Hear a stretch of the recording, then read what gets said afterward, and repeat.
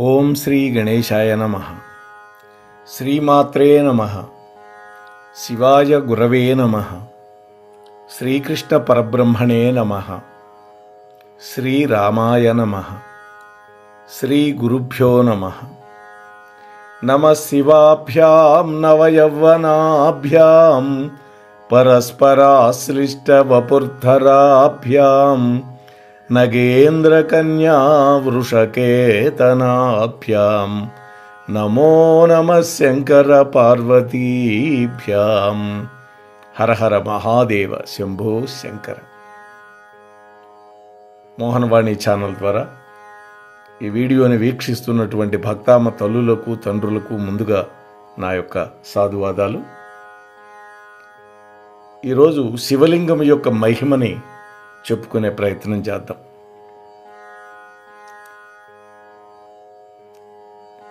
శివలింగం ఎక్కడి నుండి పుట్టింది, అలాగే ఓంకారం ఎలా ఉద్భవించింది, ఈశ్వరుడిని ఆరాధించే ప్రతి భక్తుడు కూడా తెలుసుకోవలసినటువంటి చక్కటి విషయాలు ఈరోజు మనం ముచ్చటించుకోబోతున్నాం. ఓం నమః శివాయ చ శివతరాయ చ అని చమక మంత్రం చెబుతుంది. ఆకాశమే లింగం, భూమి దానికి పీఠం. ఆ లింగం సమస్త దేవతలకు నిలయం. అందుకే దీనిని లింగము అని పిలిచారు. లిం అంటే మన కంటికి కనిపించకుండా లీనమై ఉన్నది అని. అంటే మన కంటికి కనిపించకుండా లీనమై ఉన్నది ఏది ఉందో అది లిం. గం అంటే ఒక గుర్తు రూపంలో మనకి తెలియజేస్తూ ఉంటుంది. అందుకే అది లింగం అయింది. ఈ సృష్టి సమస్తం శివమయం. ఈ సమస్త సృష్టి ఆయన చేతనే సృష్టింపబడింది. సృష్టికి పూర్వం ఈ సమస్త విశ్వమంతా నీళ్లతో నిండి అంతులేనటువంటి ఒక మహాసముద్రంలాగా ఉండేది. దాన్నే మహా ఆర్ణవము అన్నారు. మహార్ణవము. ఆ మహాజలం నుంచి ఒక తేజస్సు ఉత్పన్నమైంది. ఆ తేజస్సు యొక్క కాంతి క్రమంగా ఒక రూపాన్ని సంతరించుకుంది. ఆ తేజోమయ రూపమే పరబ్రహ్మం. ఆ పరబ్రహ్మమే లింగ రూపాన్ని ధరించినటువంటి పరమేశ్వరుడు. సామాన్యంగా లింగ శబ్దానికి చిహ్నము లేదా లక్షణాలు అనేటువంటి అర్థాలు ఉన్నాయి. ప్రకృతి వికృతులు రెండూ కూడా లింగం అనేటువంటి సాంఖ్య దర్శనం చెబుతూ ఉన్నది. విగ్రహాన్ని మూర్తి లేదా బేరము అంటాం. మూర్తి యొక్క ధ్యానాన్ని బట్టి కొన్ని ఆకారాలు ఉంటాయి. కానీ లింగంలో ఆకారం కానీ రూపం కానీ చెప్పడానికి వీలు లేదు. అదొక గుర్తు మాత్రమే. లయనా లింగముచ్యతే అని కూడా లింగ పురాణం చెబుతోంది. అంటే లయం దేనిలో అయితే అయిపోతుందో ఈ లోకమంతా ప్రళయకాలంలో అది లింగం. ప్రళయాగ్నిలో సర్వము భస్మమై చివరికి శివలింగంలో చేరుకుంటుంది. శివలింగార్చనతోటి సర్వదేవతల పూజ జరుగుతుందని లింగ పురాణం చెబుతోంది. స్వామి సర్వవ్యాపి కాబట్టి ఆయనకి ఆకారం అనేది ఉండదు. అందుకనే ఆయన దిగంబరుడు. అంటే దిశమలతో ఉంటాడని కాదు అర్థం. దిక్కులనే వస్త్రాలుగా ధరించినటువంటి వాడు. తాను ఇతరులకు దర్శనమివ్వాలి అనుకున్నప్పుడు అంబతో కలిసి దర్శనమిస్తూ ఉంటాడు. అందుకనే ఆయన్ని సాంబుడు అన్నారు. ఆ స్వామి రూపం లేనటువంటి స్థితి నుంచి సాంబ సదాశివుడిగా దర్శనమివ్వడానికి మధ్యలో మరొక రూపం ఉంది. దానినే అరూపము అంటారు. అదే శివలింగం. శివలింగానికి రూపం ఉన్నది అంటే ఉన్నది. ఎందుకని? ఏదో ఒక ఆకారం కనిపిస్తుంది. రూపం లేదా అంటే లేదు. ఎందుకని? దానికి కళ్ళు లేవు, కాళ్ళు లేవు, ముక్కులు లేవు, అంటే కరచరణాది రూపం లేదు.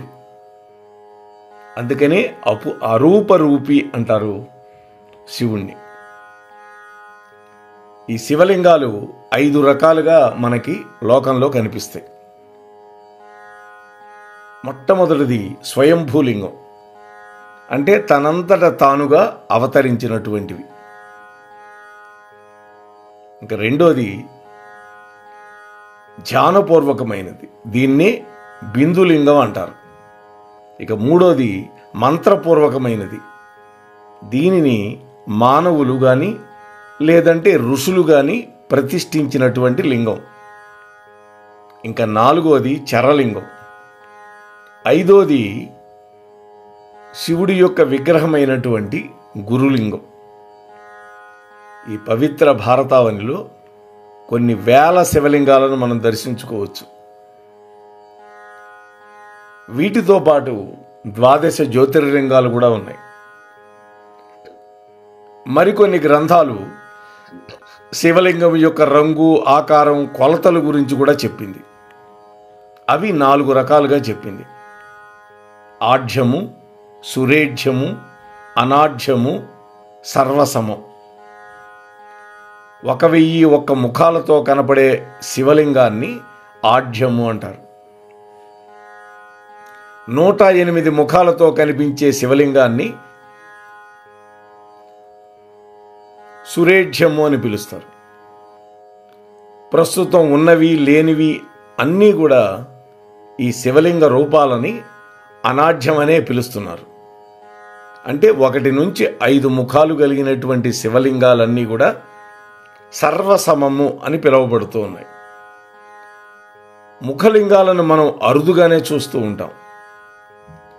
ఏకముఖ శివలింగం, ద్విముఖ శివలింగం, త్రిముఖ శివలింగం, చతుర్ముఖ శివలింగం, పంచముఖ శివలింగం, షణ్ముఖ శివలింగం అంటూ ఈ ముఖలింగాలని మనం కొన్ని దేవాలయాల్లో చూడొచ్చు. అయితే 6 ముఖాలు కలిగినటువంటి షణ్ముఖ లింగాన్ని పూజించే పద్ధతి ప్రస్తుతం మాత్రం కలియుగంలో లేదు. ఈ ముఖలింగాలను పూజించటం వల్ల ఇహలోకంలో అష్టైశ్వర్యాలు లభిస్తాయి, మరణానంతరం పరలోకంలో అంటే శివ సాయుధ్యం పొందగలుగుతారు అని పురాణాలు చెప్పేటటువంటిది. ముఖ్యంగా శివపురాణం, లింగ పురాణం చెబుతోంది. ఇప్పుడు ఏకముఖ శివలింగం గురించి తెలుసుకుందాం. ఈ లింగంలో శివుడి యొక్క తత్పురుష రూపాన్ని దర్శించుకుంటారు భక్తులు. ఈ తత్పురుష ముఖం తూర్పుగా ఉంటుంది. ఎరుపు రంగులో పరమశాంతంగా కనిపిస్తుంది. సాధారణంగా ఈ లింగాలు శివాలయాలలో నైరుతి దిక్కులో ప్రతిష్టాపన చేయబడి ఉంటాయి. ఎవడైనా సరే పదోన్నతి కానీ అష్టైశ్వర్యాలు కానీ కోరుకునే భక్తులు ఈ తత్పురుష శివలింగాన్ని ప్రతిష్టాపన చేయించుకొని పూజించుకుంటారు. అట్లాగే ఈ ఏకముఖ లింగాలని ఏకముఖ రుద్రాక్షతోటి 11 నుంచి 121 సంఖ్యలో మాలలు తయారు చేసి ఈ లింగమూర్తికి అలంకారం చేసి బిల్వదళాలతో గనక పూజిస్తే అటువంటి వాళ్ళకి మానసిక ప్రశాంతి లభిస్తుంది అని పురాణం. ఇక ద్విముఖ లింగం గురించి మాట్లాడుకుంటే ఈ ద్విముఖ శివలింగానికి తూర్పు వైపు, పడమర వైపు ముఖాలు ఉంటాయి. తూర్పు ముఖాన్ని తత్పురుష ముఖం అంటాం. పడమటి వైపు ఉండే ముఖాన్ని సజ్జోజాతం అని పిలుస్తాం. వీరశైవులు ఈ లింగాన్ని పూజిస్తూ ఉంటారు. ఈ ద్విముఖ లింగ సన్నిధికి తూర్పు, పడమర దిక్కుల్లో 2 పక్కల ద్వారాలు పెట్టాలి అని నియమం. ఎందుకని? తూర్పు వైపు ద్వారం నుంచి చూస్తే తూర్పు ముఖం కనిపిస్తుంది, పశ్చిమ వైపు ఉండే ద్వారం నుంచి చూస్తే పశ్చిమ ముఖం మనకి సజ్జోజాతం కనిపిస్తుంది. ఈ లింగాన్ని 2 ముఖాలు కలిగినటువంటి రుద్రాక్షలతో అలంకారం చేయాలి. అయితే ఇటువంటి లింగాలని ప్రస్తుతం మనం ఎక్కడా చూడలేం. ఇకపోతే త్రిముఖ లింగం గురించి మాట్లాడుకుంటే ఈ లింగం తూర్పు, ఉత్తర, దక్షిణ ముఖాలను కలిగి ఉంటుంది. తూర్పున ఉండేటటువంటి తత్పురుష ముఖం చిరునవ్వుతో ఉంటుంది. దక్షిణం వైపు ఉండేటటువంటి ముఖం అఘోర ముఖం కాబట్టి కోపంతో రౌద్రాకారంతో ఉంటుంది. ఉత్తరం వైపు తిరిగి ఉండే ముఖం వామదేవ ముఖం, ఇది కూడా మందహాసంతో కనిపిస్తూ ఉంటుంది. ఈ త్రిముఖలింగం సృష్టి, స్థితి, లయ ఈ మూడింటికి కారకులైనటువంటి త్రిమూర్తులని ప్రతీకాత్మకంగా చూపిస్తుంది అని కొంతమంది చెబుతారు. మంత్రోచ్చారణతోటి ఈ త్రిముఖ రుద్రాక్షలతోటి స్వామికి అర్చన చేసి 3 దళాలు కలిగినటువంటి బిల్వపత్రాలతోటి అర్చన చేస్తే సకల సంపదలు సమకూరుతాయని శివపురాణంలో ముఖ్యంగా చెప్పారు. ఇక చతుర్ముఖలింగం 4 ముఖాలు ఈ లింగానికి ఉంటాయి. తూర్పున తత్పురుష ముఖం, పడమర వైపు సద్యోజాతం, ఉత్తరం వైపు వామదేవం, దక్షిణం దిక్కున అఘోర ముఖాలు ఉంటాయి. ఈ 4 ముఖాలని 4 వేద మంత్రాలతో పూజిస్తారు. ఈ లింగాన్ని 4 ముఖాలు కలిగినటువంటి రుద్రాక్షలతోటి అలంకరించి బిల్వపత్రాలతో పూజ చేస్తే అలా పూజించిన వాళ్ళ యొక్క మేధస్సు పెరుగుతుంది అని మనకి ఇతిహాసాలు చెబుతున్నాయి. ఇక పంచముఖ శివలింగం గురించి మాట్లాడుకుంటే దీనికి 5 ముఖాలు ఉంటాయి. అయితే ఇటువంటివి చాలా అరుదుగా కనిపిస్తాయి. 4 దిక్కుల్లో 4 ముఖాలు. పైవైపు ఊర్ధ్వ దిక్కున 5వ ముఖం ఉంటుంది. దాన్నే ఈశానము అని పిలుస్తారు. ప్రస్తుతం మనం నిర్మాణం చేస్తున్నటువంటి శివాలయాల్లో చాలామంది ఈ పంచముఖ శివలింగాలను కూడా ప్రతిష్ఠించుకొని పూజిస్తున్నారు. ఈ మధ్య మేము ఎక్కడ చూసామో గుర్తు రావటం లేదు, ఒక పంచముఖ శివలింగాన్ని మేము దర్శించాం. ఈ లింగానికి పంచముఖ రుద్రాక్షలను అలంకారం చేస్తారు. పంచగవ్యాలతో అభిషేకం చేస్తారు. బిల్వపత్రాలతోటి అర్చన చేసి 5 రకాలైనటువంటి ఉపచారాలు చేసి 5 రకాల నైవేద్యాలను పెడతారు. ఈ 5 ముఖాల నుంచి ఆగమశాస్త్రాలు వెలువట్టం వల్ల దీన్ని శివాగమ లింగం అని కూడా పిలుస్తారు. ఇక 6 ముఖాలు కలిగినటువంటి షణ్ముఖ లింగం గురించి మాట్లాడుకుంటే ఈ లింగంలో 4 ముఖాలు 4 దిక్కులు సూచిస్తాయి. 5వ ముఖం ఆకాశాన్ని, 6వ ముఖం పాతాళాన్ని సూచిస్తుంది. ఈ 6 ముఖాల నుంచి వెలువడినటువంటి తేజపుంజాలతోటి శివుడు సుబ్రహ్మణ్య స్వామిని సృష్టించాడు అని పురాణాలు చెబుతున్నాయి. అలాగే పాలసముద్రాన్ని మథించినప్పుడు వెలువడినటువంటి హాలాహలాన్ని శివపరమాత్మ అధోముఖంతో స్వీకరించాట. అయితే ప్రస్తుతం ఎక్కడా మనం ఈ షణ్ముఖ లింగాలను మాత్రం దర్శించుకోలేము, భూలోకంలో లేవు. ఇంకా ఎవరెవరు ఏ లింగాన్ని పూజిస్తే ఏ ఏ ఫలితాలు కలుగుతాయి అనే విషయం కూడా మనం శివపురాణంలో చెప్పారు. బ్రహ్మవేత్తలైతే అంటే వేదం చదువుకున్నటువంటి వాళ్ళు రసలింగాన్ని పూజించాలి. క్షత్రియులు బాణలింగాన్ని, నర్మదా నదిలో దొరికేవి బాణలింగాలు. వ్యాపారస్తులు బంగారపు లింగాన్ని, ఇతరులైతే శిలాలింగాన్ని పూజించాలి. వితంతువులు స్ఫటికలింగాన్ని లేదా పాదరసలింగాన్ని అర్చిస్తే మంచిది. ఈ స్ఫటికలింగాలు అందరూ పూజించుకోవచ్చు. అయితే పార్థివలింగార్చన కూడా చాలా చాలా గొప్పదే. మేము ఒక 5-6 ఏళ్ల నుంచి కార్తీక మాసంలో సహస్ర పార్థివలింగార్చన చేసుకుంటూ ఉన్నాం. ఏ లింగాన్ని పూజించటం వల్ల ఫలితం అనేటువంటి విషయాన్ని మనకి ప్రధానంగా లింగ పురాణంలో చెప్పారు వ్యాసుల వారు. దాంట్లో మొట్టమొదటిది గంధలింగం. 2 భాగాలు కస్తూరి, 4 భాగాలు గంధం, 3 భాగాలు కుంకుమ. ఈ మొత్తాన్ని కలిపి లింగాన్ని తయారు చేస్తారు.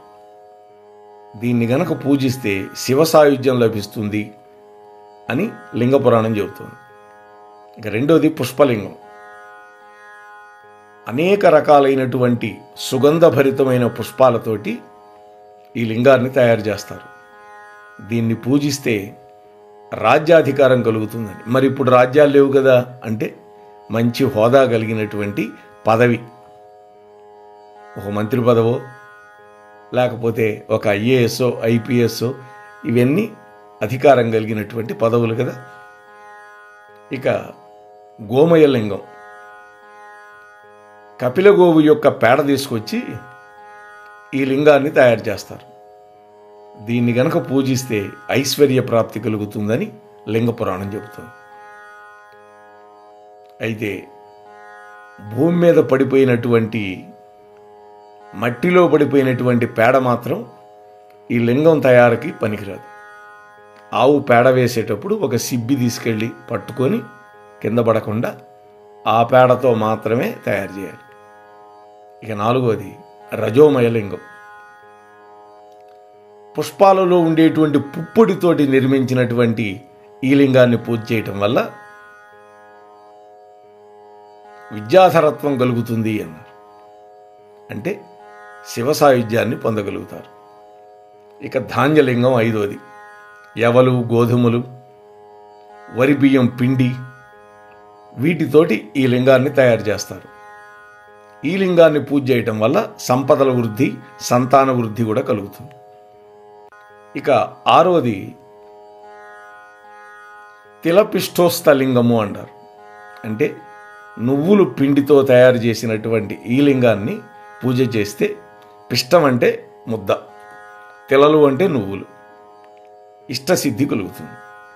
ఇక లవణజలింగం 7వది.